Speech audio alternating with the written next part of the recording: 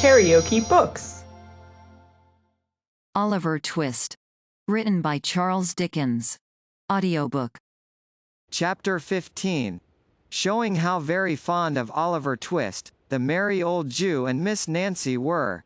In the obscure parlor of a low public house, in the filthiest part of Little Saffron Hill, a dark and gloomy den, where a flaring gaslight burned all day in the winter-time, and where no ray of sun ever shone in the summer, there sat, brooding over a little pewter measure and a small glass, strongly impregnated with the smell of liquor, a man in a velveteen coat, drab shorts, half boots and stockings, whom even by that dim light no experienced agent of the police would have hesitated to recognize as Mr. William Sikes. At his feet sat a white-coated, red-eyed dog, who occupied himself, alternately, in winking at his master with both eyes at the same time, and in licking a large, fresh cut on one side of his mouth, which appeared to be the result of some recent conflict. "Keep quiet, you warmint.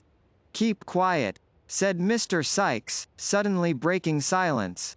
Whether his meditations were so intense as to be disturbed by the dog's winking, or whether his feelings were so wrought upon by his reflections that they required all the relief derivable from kicking an unoffending animal to allay them, is matter for argument and consideration.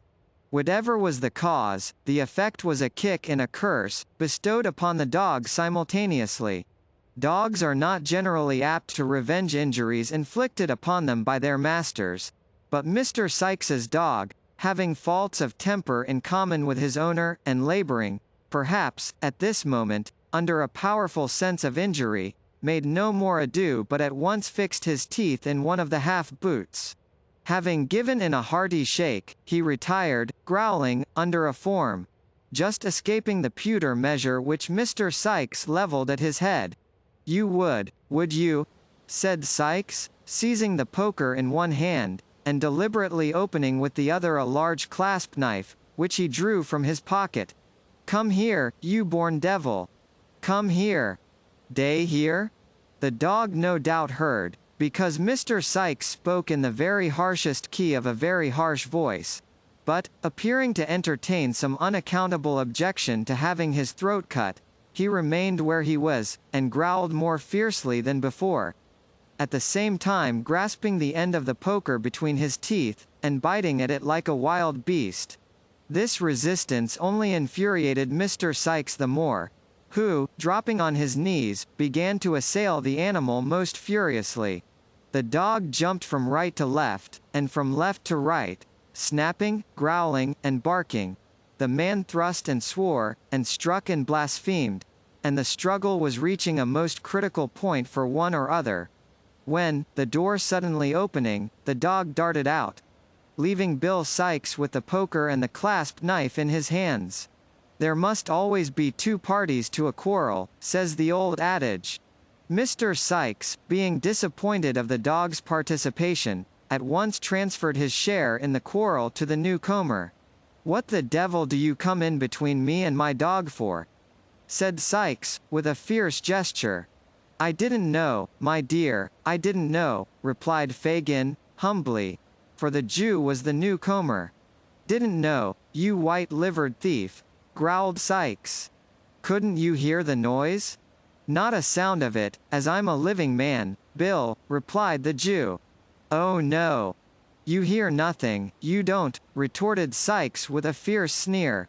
"Sneaking in and out, so as nobody hears how you come or go. I wish you had been the dog, Fagin, half a minute ago." "Why?" inquired the Jew with a forced smile.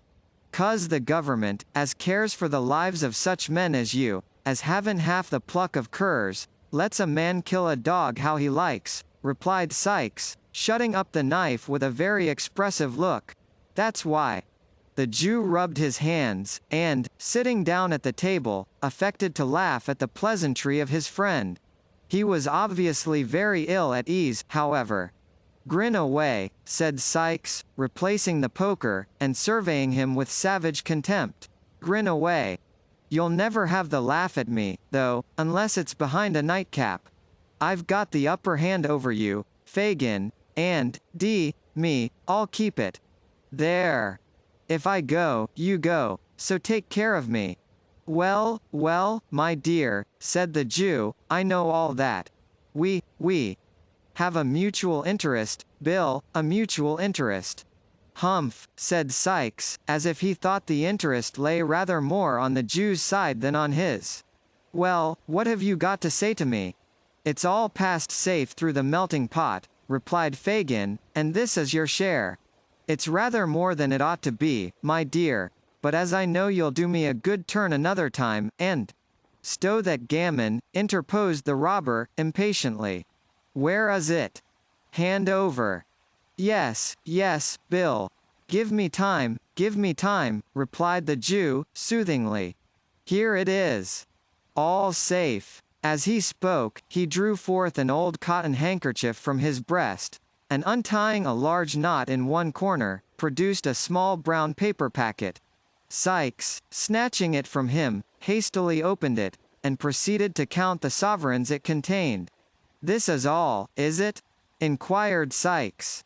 All, replied the Jew. You haven't opened the parcel and swallowed one or two as you come along, have you? Inquired Sikes, suspiciously. Don't put on an injured look at the question, you've done it many a time. Jerked the tinkler. These words, in plain English, conveyed an injunction to ring the bell. It was answered by another Jew, younger than Fagin, but nearly as vile and repulsive in appearance. Bill Sikes merely pointed to the empty measure. The Jew, perfectly understanding the hint, retired to fill it, previously exchanging a remarkable look with Fagin, who raised his eyes for an instant, as if in expectation of it, and shook his head in reply, so slightly that the action would have been almost imperceptible to an observant third person. It was lost upon Sikes, who was stooping at the moment to tie the bootlace which the dog had torn. Possibly, if he had observed the brief interchange of signals, he might have thought that it boded no good to him. Is anybody here, Barney? Inquired Fagin, speaking, now that Sikes was looking on, without raising his eyes from the ground. A shoal, replied Barney, whose words, whether they came from the heart or not, made their way through the nose. Nobody? Inquired Fagin, in a tone of surprise, which perhaps might mean that Barney was at liberty to tell the truth. Dobody but bis dadsy, replied Barney. Nancy, exclaimed Sikes. Where? Strike me blind, if I don't honor that girl, for her native talents. She's bid have it a plate of boiled beef id the bar, replied Barney. Send her here, said Sikes, pouring out a glass of liquor. Send her here. Barney looked timidly at Fagin, as if for permission. The Jew remaining silent, and not lifting his eyes from the ground, he retired, and presently returned, ushering in Nancy, who was decorated with the bonnet, apron, basket, and street door key, complete. You are on the scent, are you, Nancy? Inquired Sikes, proffering the glass. Yes, I am, Bill, replied the young lady, disposing of its contents, and tired enough of it I am, too. The young brat's been ill and confined to the crib, and— Ah, Nancy, dear, said Fagin, looking up. Now, whether a peculiar contraction of the Jew's red eyebrows, and a half-closing of his deeply set eyes, warned Miss Nancy that she was disposed to be too communicative, is not a matter of much importance. The fact is all we need care for here, and the fact is, that she suddenly checked herself, and with several gracious smiles upon Mr. Sikes, turned the conversation to other matters. In about 10 minutes' time, Mr. Fagin was seized with a fit of coughing, upon which Nancy pulled her shawl over her shoulders, and declared it was time to go. Mr. Sikes, finding that he was walking a short part of her way himself, expressed his intention of accompanying her. They went away together, followed, at a little distant, by the dog, who slunk out of a backyard as soon as his master was out of sight. The Jew thrust his head out of the room door when Sikes had left it, looked after him as we walked up the dark passage, shook his clenched fist, muttered a deep curse, and then, with a horrible grin, reseated himself at the table, where he was soon deeply absorbed in the interesting pages of the hue and cry. Meanwhile, Oliver Twist, little dreaming that he was within so very short a distance of the merry old gentleman, was on his way to the bookstall. When he got into Clerkenwell, he accidentally turned down a by-street which was not exactly in his way, but not discovering his mistake until he had got halfway down it, and knowing it must lead in the right direction, he did not think it worth while to turn back, and so marched on, as quickly as he could, with the books under his arm.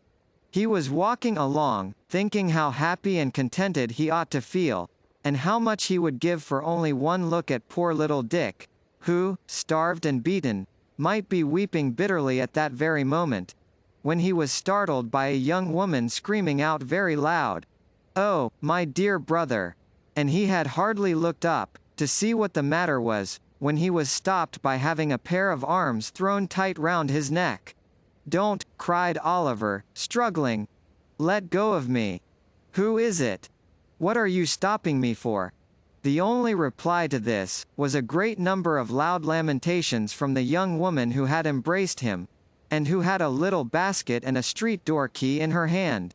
"Oh my gracious," said the young woman, "I have found him. Oh, Oliver! Oliver! Oh, you naughty boy, to make me suffer such distress on your account! Come home, dear, come! Oh, I've found him! Thank gracious goodness heavens, I've found him!" With these incoherent exclamations, the young woman burst into another fit of crying, and got so dreadfully hysterical, that a couple of women who came up at the moment asked a butcher's boy with a shiny head of hair anointed with suet, who was also looking on, whether he didn't think he had better run for the doctor. To which, the butcher's boy, who appeared of a lounging, not to say indolent disposition, replied, that he thought not. "Oh, no, no, never mind," said the young woman, grasping Oliver's hand, "I'm better now. Come home directly, you cruel boy. Come." "Oh, ma'am," replied the young woman, "he ran away, near a month ago, from his parents, who are hard-working and respectable people, and went and joined a set of thieves and bad characters, and almost broke his mother's heart." "Young wretch," said one woman. "Go home, do, you little brute," said the other. "I am not," replied Oliver, greatly alarmed. "I don't know her. I haven't any sister, or father and mother either. I'm an orphan. I live at Pentonville. Only hear him, how he braves it out," cried the young woman. "Why, it's Nancy," exclaimed Oliver, who now saw her face for the first time, and started back, in irrepressible astonishment. "You see he knows me," cried Nancy, appealing to the bystanders. "He can't help himself. Make him come home, there's good people, or he'll kill his dear mother and father, and break my heart." "What the devil's this?" said a man, bursting out of a beer shop, with a white dog at his heels. "Young Oliver! Come home to your poor mother, you young dog! Come home directly! I don't belong to them. I don't know them. Help! Help!" cried Oliver, struggling in the man's powerful grasp. "Help!" repeated the man. "Yes, I'll help you, you young rascal. What books are these? You've been a-stealing 'em, have you? Give 'em here." With these words, the man tore the volumes from his grasp, and struck him on the head. "That's right," cried a looker-on, from a garret window. "That's the only way of bringing him to his senses." "To be sure," cried a sleepy-faced carpenter, casting an approving look at the garret window. "It'll do him good," said the two women. "And he shall have it, too," rejoined the man, administering another blow, and seizing Oliver by the collar. "Come on, you young villain. Here, Bull's-Eye, mind him, boy. Mind him." Weak with recent illness, stupefied by the blows and the suddenness of the attack, terrified by the fierce growling of the dog, and the brutality of the man, overpowered by the conviction of the bystanders that he really was the hardened little wretch he was described to be, what could one poor child do? Darkness had set in, It was a low neighborhood. No help was near, resistance was useless. In another moment he was dragged into a labyrinth of dark narrow courts, and was forced along them at a pace which rendered the few cries he dared to give utterance to, unintelligible. It was of little moment, indeed, whether they were intelligible or no, for there was nobody to care for them, had they been ever so plain. The gas lamps were lighted. Mrs. Bedwin was waiting anxiously at the open door. The servant had run up the street 20 times to see if there were any traces of Oliver, and still the two old gentlemen sat, perseveringly, in the dark parlor, with the watch between them. KaraokeBooks.